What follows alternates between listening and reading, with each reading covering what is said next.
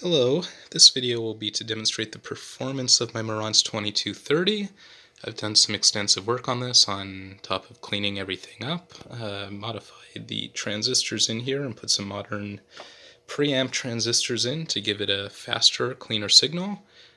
Through and through I changed the electrolytic capacitors, except for the ones on the tuner board.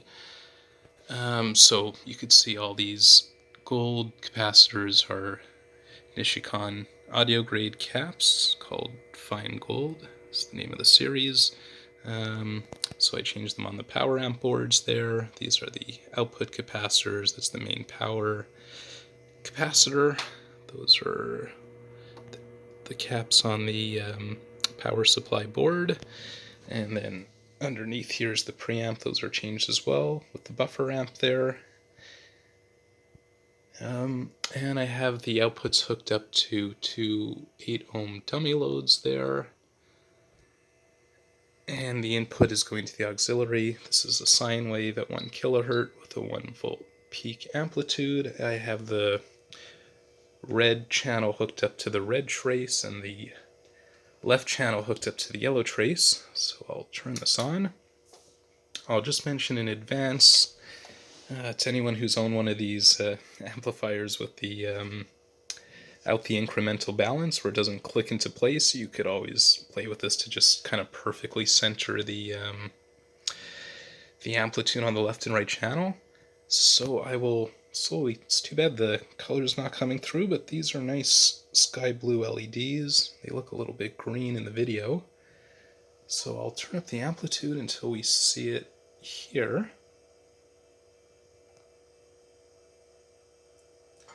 And I'm going to keep going until we send this into clipping. I did want to mention there is an adjustment. It's not the DC offset. There's no DC offset on a Marantz 2230 nor a 2220. I've actually noticed someone selling both of those units saying that they adjusted the DC offset, but they definitely did not, because there's no DC offset adjustment on this. The signal goes through those two big capacitors there to your speakers, and if you know a bit about capacitors, there's no DC that gets through them. That's the main purpose of them.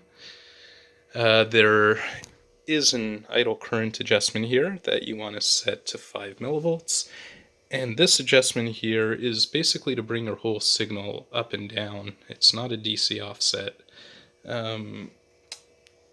So you might notice it's not perfect. I left it like that for demonstration purposes. You might see that the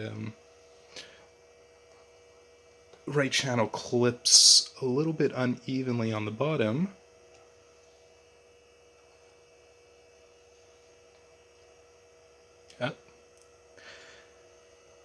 Let me get rid of the yellow trace. Oops. And I'll keep going a little higher. It's close. It's very close, but you could see that it's just a little cut off on the bottom, but the top remains nice and round. So you just want to adjust that a little bit. I'm not going to start doing it in the video as it's very sensitive. So now that it's clipping, let me just roll it back a little bit. I'll take a reading. Let me turn the yellow trace on and make sure that that one doesn't look like it's clipping. Great. So we have the left and right channel here. I believe it's 16 times 16 divided by 8.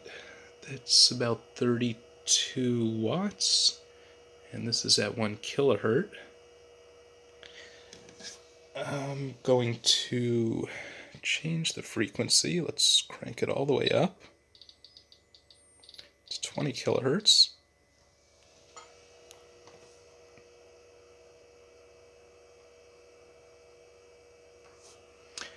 Don't see any clipping. We still have a little bit over 32 watts per channel. Let me check the distortion. I can't tell if it's my eye, if it's just distorting the signal slightly, but let's see what the frequency generator says. So this is channel 1, that's red, that's the right channel. Let's take a look at this one. So we're talking 1 kilohertz here.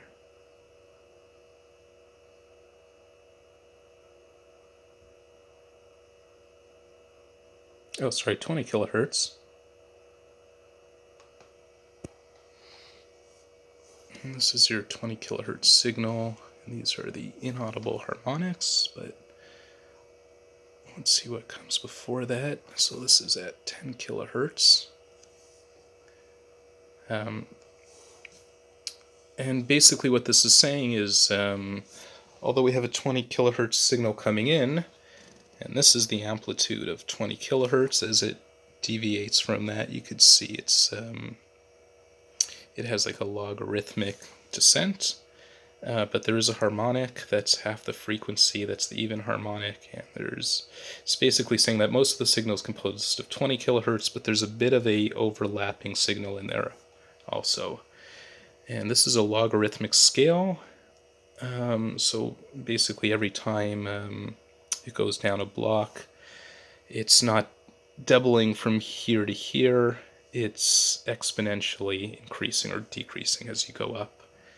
Let's just take a look at the other channel, make sure that that's good. So that looks like the same thing. I'm going to come back down to 1 kilohertz here. We know that's before clipping. And we'll take a look at the signal again. So this is the left channel. And this is 1 kilohertz, 2, 3, and so forth. So even as it's cranked up to 32 watts, there's very little to no distortion. And that's the other channel. Finally, what I'd like to do is bring this down to 20 hertz. As most of you know, that's the lower limit of our audible hearing. And one of the effects of having capacitors there, capacitors, like I said, they will filter out DC.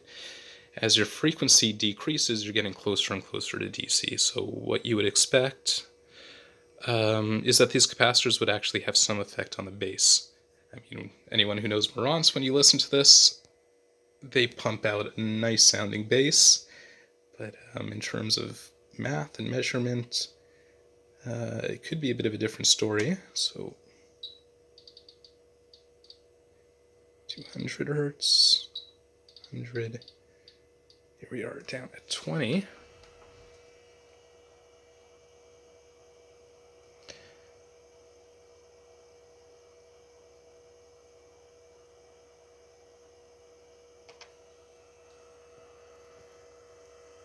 So, as you can see, the amplitude is a little bit lower.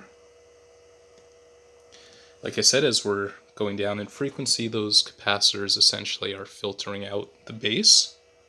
So it's kind of like turning the bass control down on your EQ. I'm not going to worry too much about that discrepancy of volume. As I said, you could always play with the balance and just kind of get it perfect. But the point of this is to show that it does not clip, which is perfect, and that there is some slight decrease in volume. So let's just bring this up a little bit and see how much of an effect it has at 40. So already at 40 we're getting close to the amplitude that we saw at 1 kilohertz.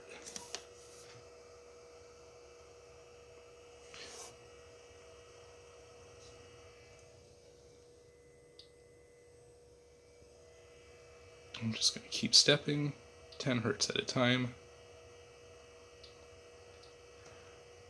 I should mention, if I'm not mistaken, the way this oscilloscope works is it actually digitally calculates all these points.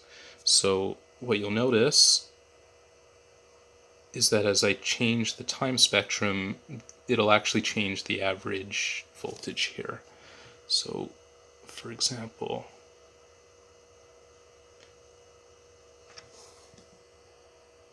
although the signal didn't change, displays a different average voltage. And that just has to do with the nature of how this machine works. So thanks for watching. Happy listening to everyone, and all the best.